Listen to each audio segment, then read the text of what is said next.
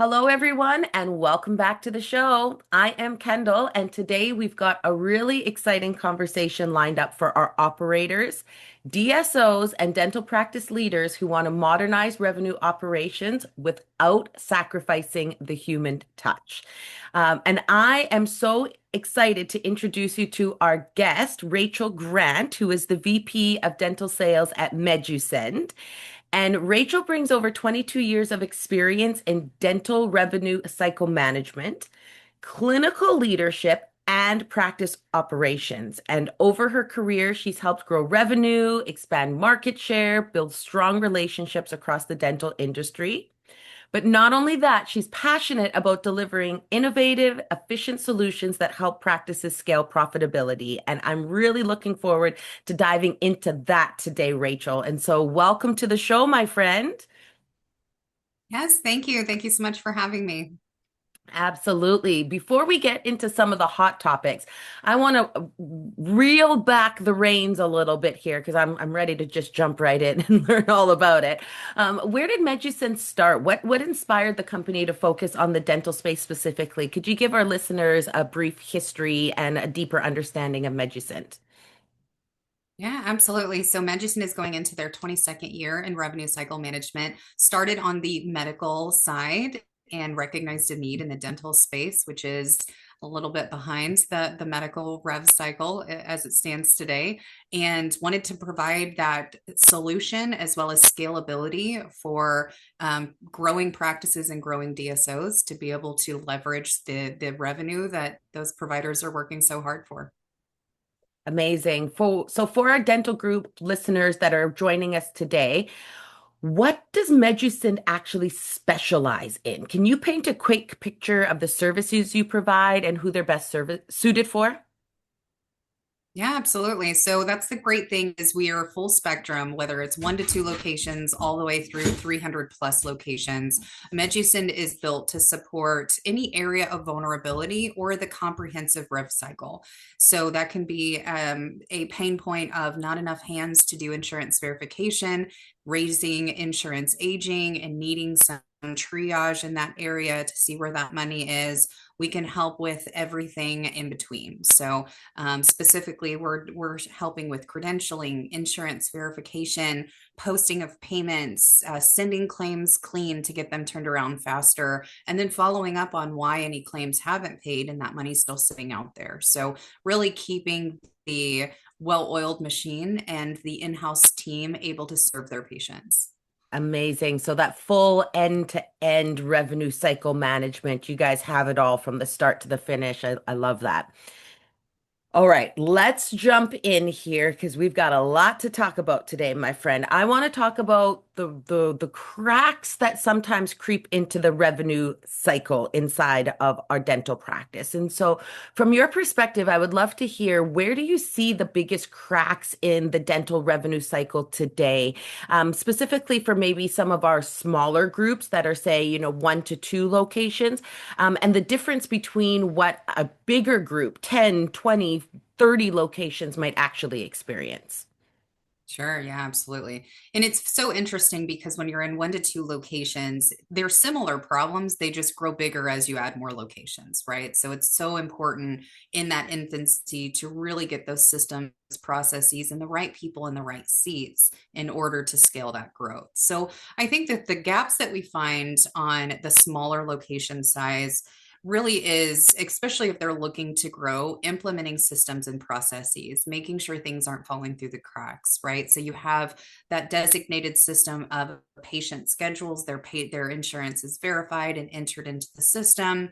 And there's the subsequent treatment planning, and sending over to insurance. And if any of those steps aren't completely covered, it creates those gaps. As those gaps are created, if we keep skipping over, they become craters. They become areas where revenue is just floating out the door. And sometimes it's even hard when those craters are created and you try to kind of triage, put the band-aid on, unless you have a system that is tried and true and consistent, you're always putting on that band-aid. So I think that's where the biggest cracks are created, is when systems aren't kept because of lack of in-office personnel, the difficulty that insurance puts on us with different policies, different coverage, different exclusions.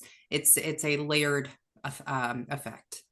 Yeah, and I've definitely seen those layers in all of the layers like you've shared. Maybe it's a lack of system, maybe it's a lack of, team burnout, maybe it's something else, maybe it's turnover that's happened inside of the practice, and one small missed step leads exactly like you said to those big craters.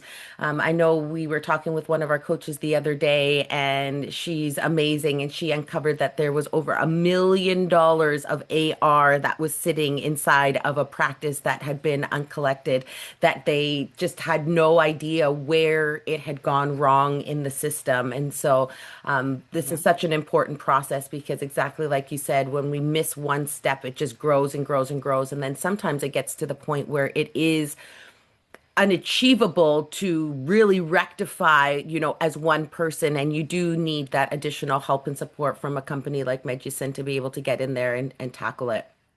And so Yeah, absolutely. do you find, is there a tipping point where the crack starts to get bigger, where the gap, gets bigger? Is there something that you've seen in your history that, really is the tipping point, that it's like if this isn't a really tight system, this can go sideways really quickly? Yeah, I mean, I think it starts really with insurance verification when the patient walks in the door, securing as much information as possible. On average, to get a fully comprehensive breakdown with your exclusions, your waiting periods, your missing tooth clause, it's going to take on average to about 40 minutes to an hour when you have to contact these insurance companies, especially those that aren't digitized with the information on a portal.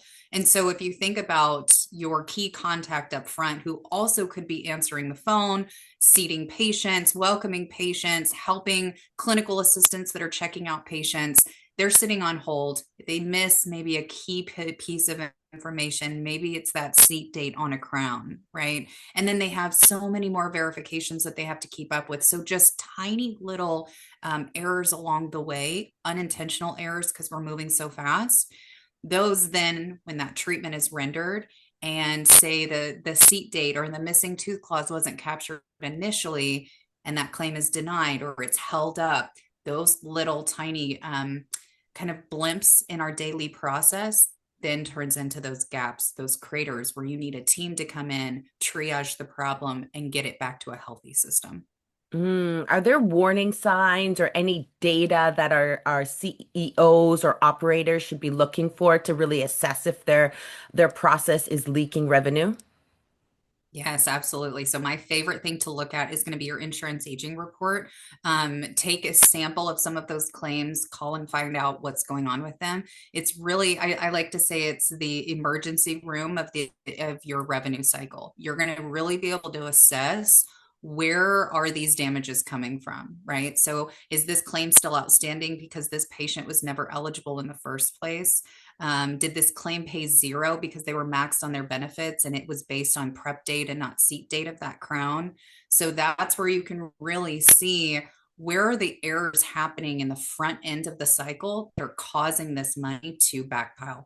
For instance, like that $1 million example that you had been given, if they were to call on a handful of those claims and kind of get an analysis, they get a synopsis of what's going on that's caused this $1 million to funnel into this bucket versus into our bank. Absolutely. So, what can DSOs do or single owner practices within the next 30 days to really improve their cash flow and operational efficiency without hiring more team members? Because we know Yes. right now that is a lot of people's bane of existence is the cost of hiring. We're seeing, through profit and loss statements, team wages starting to creep up, year over year, month over month. And so, what would you give our listeners as some suggestions to really help improve their cash flow? Yeah, absolutely. So I think the biggest thing is utilizing your in-office staff, like you said, your most costly employees and the ones that are patient facing, right? They are the brand of your practice. So we don't want them spread so thin and stressed out on a daily basis because they're also trying to take care of the management and the rev cycle. So I think the one thing that these practices can do from the start is to kind of dip their toes in outsourcing if they haven't before. You're going to have a service, a team that is exclusively dedicated for your practice. Their sole focus is the revenue cycle. So then there's not that pulled away attention. And there's your internal team not being spread so thin, which causes that staff turnover, which is very costly, right? When your patients get used to your team, that's what helps to build that comfortability and that patient schedule of consistency. So I would say if you're needing to see a change, the revenue is not coming in the way that you want. Take a minute, look around your practice, see what valuable team members are overstretched and what are their tasks. Chances are they're insurance verification, insurance aging. So offlifting those tasks, kind of like when you hire a babysitter because you need a date night off, right? It's going to give you a better quality of life because you can focus on the patients and know that your revenue cycle is also taken care of. Oh, I love that. Absolutely. And I know from a coaching perspective, sometimes, we hear the team is resistant to bring in, outsourcing insurance verifications or a part of the revenue cycle management, because they feel like perhaps it's almost like a penalty, like you're not doing your job over here, so we're going to outsource and take that away from you. Versus the other flip side of the mindset, which really is like, this is taking you way too much time, and we want to help and support you and take this off of your plate. So it's one less thing that you have to worry about, one less thing that you have to focus on, so that you really can be forward facing and give that amazing, exceptional patient care and greet the patients and not have one finger stuck to the phone and another one, waving at your Yep. patient over here and trying to type with the other hand. And so it really is sometimes a mindset as well, for our team members to overcome that outsourcing. But it is such an amazing opportunity for the team members when they have that extra set of support that gets brought into the office, as simple as something like a verifying insurance. So great. Yeah. And I can really relate to that. I started my journey in the dental industry clinically and then moved into kind of a hybrid role and then obviously now more advocate for revenue cycle and I think that I came into this role because I was that team member that was spread so thin. I was starting a family and I would go home and dream about what verifications I hadn't done that next day, how it was going to push my day off and affect the schedule. And so I can relate with those that think that outsourcing could be a job replacement or something to say that they're not doing their job properly. But I would just challenge those team members to really think about like running a home. You don't hire a housekeeper because you're not capable of cleaning your home. You hire them so that your focus and your energy is spent on other things that you're wanting to do, but the job still gets done, right? Babysitter's the same thing. A babysitter doesn't replace mom and dad, but they give you some time to be mom and dad. So it's just a way of changing your thinking about it, utilizing outsource as a tool and a resource. It is a partnership. It is just like bringing someone into the office that's not physically there. You don't have to deal with personality conflicts or anything to that extent. They're getting the job done for you and you guys can live your happy family in the practice. We all know, I'm sure there's people out there that'll listen to this and chuckle because we all know how that works. Absolutely, absolutely. Sometimes I'm like, whew, if I didn't have to deal with those personalities. Right, right. Well, and imagine how much less stress, right? I keep going back to the family, because if you think about like if bills were taken off the table, if chores and dishes and laundry, think of how much less stress we would have and how much more we would enjoy. And then your patients feel that. They feel when you're happy at work and you're focused on just that patient care and keeping the day to day going, but not having that next shelf of additional responsibilities, especially when dealing with insurance companies is so exhausting and it never fails. You're waiting on hold and then they pick up and then they hang up and you got to start all over again. And it's hard to shift from that negative energy into positive patient care. Right. So it provides a balance. It streamlines the stress, but it also makes sure that the revenue cycle of the practice is healthy so that that job security is there, that we can continue to support those patients and provide them that quality care. I love it. So thinking about, the end-to-end cycle for revenue cycle management that needs to happen inside of the practice, how much of this can really be automated out versus simply creating a better human workflow? Sure. I think it's going back again to those tedious tasks, right? So in the office, there's some key elements, regardless if you're outsourcing end to end or a like tiny little blimps, whether you're just outsourcing insurance aging or just insurance verification, there's still the actions that take place in the office, securing the patient information, getting them into the system, those kind of things. But I would say where the offset is most of these practices are used to looking at the whole big picture of task, whereas now it's broken down to 20% of what it used to be. There's that transition of trust, right? That I'm letting this go and someone else has it. But once that trust is established, just like in any new relationship, it becomes a part of that flow. It becomes a part of that system so that now I know at the front desk, if I have a patient that walks in and needs to be seated immediately, I've got a point of contact that I can call and I don't have to stop this treatment plan that I'm working on. I know my partner at Medusind is working on that verification and I'm going to be able to get that patient seated. So it's more so a implement of stress reduction, tasks, delegation, and then your internal systems adapt around that because you now have that added resource. Oh, I love that.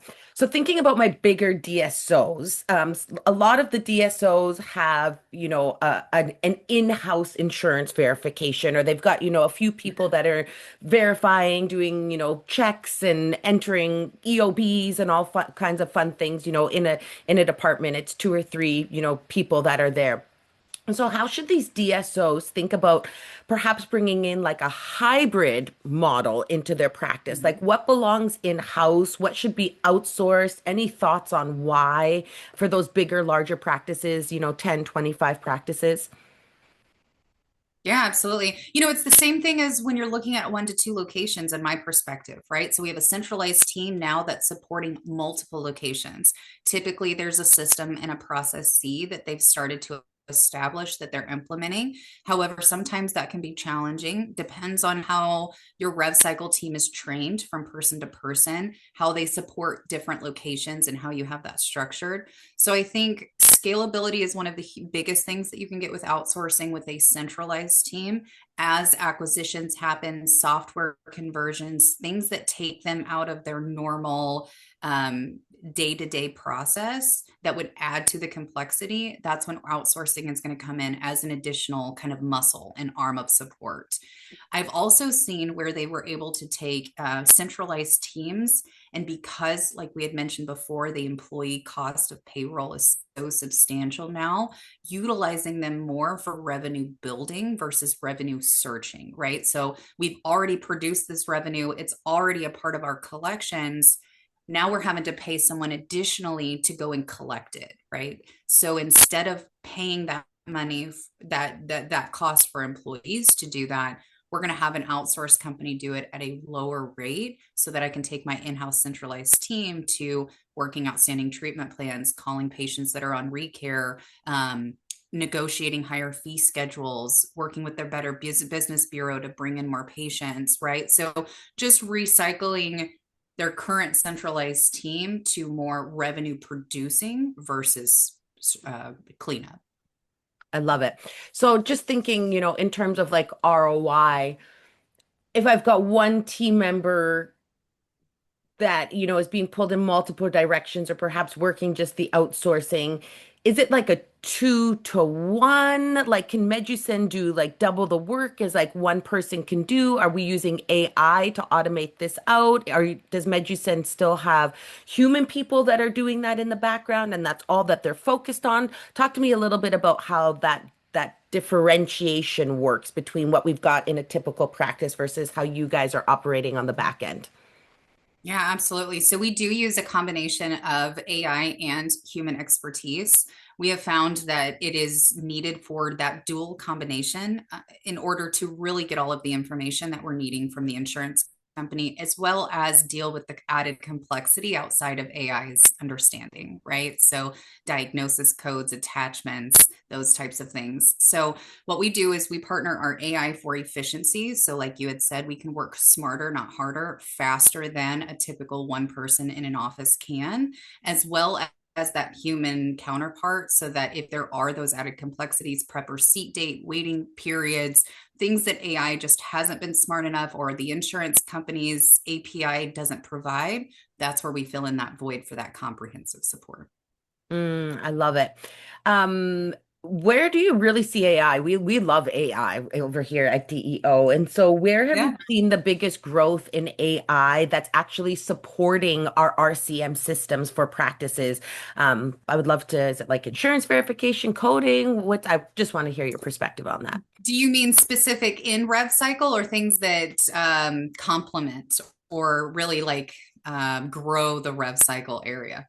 Yeah, specifically like the rev cycle or the growth of the rev cycle. Where do you see Yeah. AI going with our I mean, system? I personally think that the AI imaging softwares for supportive diagnosis and treatment planning is a huge impact in our industry right now. Patients can visually see the caries and areas that these providers are talking about. Why the importance of phasing out different areas of treatment plan and actually fulfilling that treatment. I think that is one of the biggest AI improvements in our industry, to be able to have that patient education, and it directly affects our rev cycle, because not only do we have a diagnosis tool that we can utilize to justify with insurance carriers, we're going to get higher treatment plan acceptance, and then it allows our internal team the resources we need to justify to the insurance company so that they pay immediately and it's not that long waiting game. Oh, so good. We love AI. Absolutely seen a huge growth in exactly like you said, those diagnostic tools. But it's interesting to hear how we companies, DSOs, small businesses are able to actually use that in their supporting documentation to verify, why they did this treatment or what the doctors are seeing perhaps because I know sometimes the people that are working on the insurance companies, they don't have that in-depth world of Right. dentistry. They don't know what our doctors are seeing and why they decided to do the treatment plan the way that they did. And so using that AI additional documentation and hearing that it's really helping the revenue cycle management process is super exciting. Yeah, absolutely. Um, is there a part of the revenue cycle that you think, or maybe that Medusind is strongly believing in, that there's always going to be a need for a trained human expert, like no matter how good the tech gets? I think, to be honest, insurance verification is going to be one, and payment posting. I know that there's a lot of automated payment posting. I would say probably I would sprinkle on top the insurance aging, because as we know, talking when we call an insurance company, as many of us have, and we've talked with the automated recording, or we've gotten on the portal, it gets frustrating because you're stonewalled. There's so much limited information that you can actually access of importance. Then you have to get on hold. You have to talk with the rep. Sometimes you get a great rep that knows what they're talking about. Sometimes they don't tell you anything and then they push you off to the next one. So I think with those things being said, verification, the reason that I would say that would be first and foremost is due to the complexity. Providers are getting very smart on how to code, how to stay up with the coding changes. And in order for us to make sure that we're treatment planning properly and getting the closest estimate of coverage, we also have to make sure that the information we're receiving is accurate. So an AI pool will get that initial information, but we really need to talk with a representative to fill in those missing gaps to make that comprehensive coverage. I haven't seen one insurance company yet that allows that AI click of a button with comprehensive information. So I think that's definitely an area where the combination fills the void. When it comes to payment posting, that's a huge vulnerability. We want to make sure that our payments are posted, adjusted, balanced properly. So that to have the AI counterpart to be able to have the efficiency, especially for DSOs that are receiving bulk payments, large payments on a daily basis, the efficiency of getting them in the system, partnered with the human capability of accuracy and audit, is the winning combination in my perspective. I know if I was the provider in that laborsome position every day, I want to make sure that what I'm working for is getting collected properly and posted properly, right? And then I would say, lastly, with your insurance aging, again, AI is a great way to scrub the initial information, filling in the back end on maybe it's stuck in the system. AI can't talk to AI to get it pushed through that system. So that's where that human interface comes into play to make sure that we can fill any of those voids, those deficits that computers aren't going to be smart enough to push us out of, that human brain. So it's I a love it. great addition, but it's that added muscle to what we've already been doing so well. So we can't lose a little bit of that human expertise. For sure. So when our offices or DSOs partner with Medusind, do they get like a team on the back end? What happens there? Can you walk me through how Medusind sets up our practices to make sure they're supported? And obviously, it's going to be different, based on the fact of if they're just doing verifications or if they're doing multiple things. But give our listeners a little bit of an understanding of what they get, so to speak, in terms of help and support from Medusind. Yeah, so we do have a fully exclusive dedicated teams. And what I mean by that is that team is only working on your account. They will never be working on any other account for the life cycle that you're with Medusind. I think that's very important because sometimes it can get easy to maybe have overlap of one standard operating procedure to another. So having that clear tunnel focus for your practice is really important to us here at Medusind. As well, we have trained specialized staff in each of our services. So, no matter what composition of service structure that you make, you're going to have experience, tried and true, along with management and our quality assurance department. So, you have a multi layered approach to your outsourcing team, just as if you would want to create in your practice through hiring, through processes, procedures, and training. We make sure to take that highest quality at Medusin so that we can provide that quality service.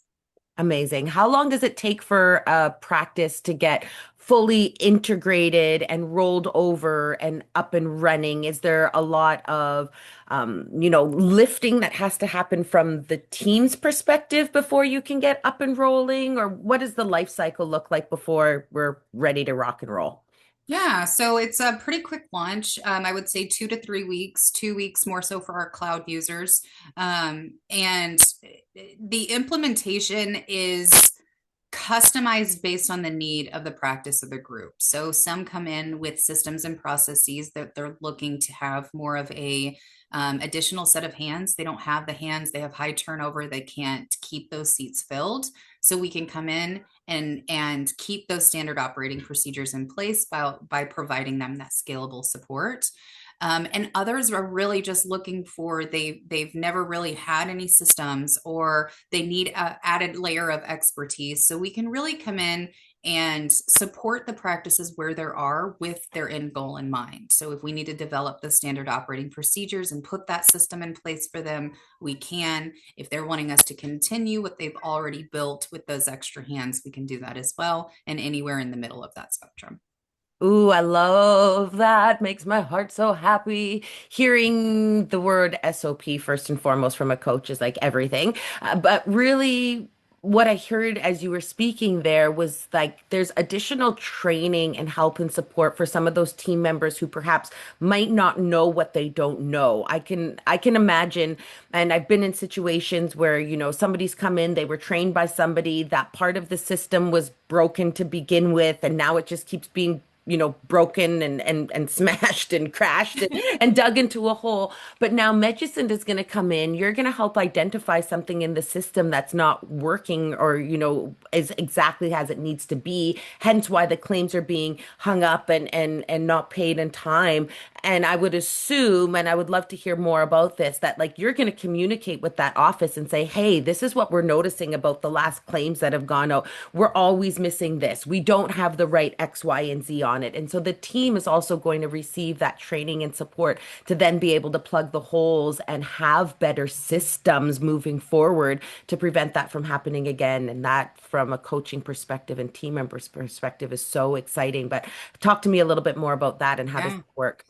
Well, and it really is important. I mean, it's kind of just like lifting the rug to see if there's any bugs and what kind of bugs they are in order to know how to kill them, right? So we even get down to the granular level. So when it comes to your insurance aging, you can very well see what insurance companies do you have a high denial rate? Is there a certain procedure that is maybe it's your crowns are all coming back denied because there's no final or root canal, there's no final film or there's no seat date for your crowns, and that's why those claims aren't coming through. So from a granular perspective, you can really see, hey, Dr. Smith, it looks like MetLife is denying all of your crowns. We're going to need to make sure we get a seat date. Or your final films look great, or your root canal procedures are going great, but we can't get them paid because we don't have a final film. So it really is empowering our providers to make sure that we have all of the information that we need to get those procedures paid for in a timely manner. Oh, this has been amazing, Rachel. Thank you so much for sharing all of your insights. Before we wrap, is there one or two pieces of advice that you'd like to give our listeners today that perhaps are still on the fence about outsourcing part or even all of their revenue cycle management? Yeah, absolutely. You know, from someone that was in those seats where you're juggling, you don't have enough arms, from like a in-office perspective, I would say it's definitely worth exploring. I'm sure we've all had the curiosity of what it would be like to have a personal chef or a housekeeper or a car service, right?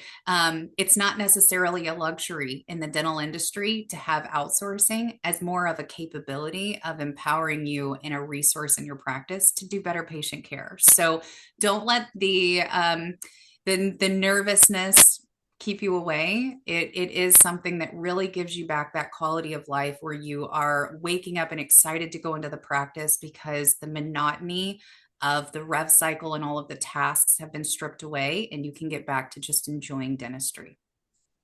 Wonderful. That was a fantastic conversation. Thank you so much, Rachel, for sharing, for joining our show, giving your experiences, your perspective, your thoughts.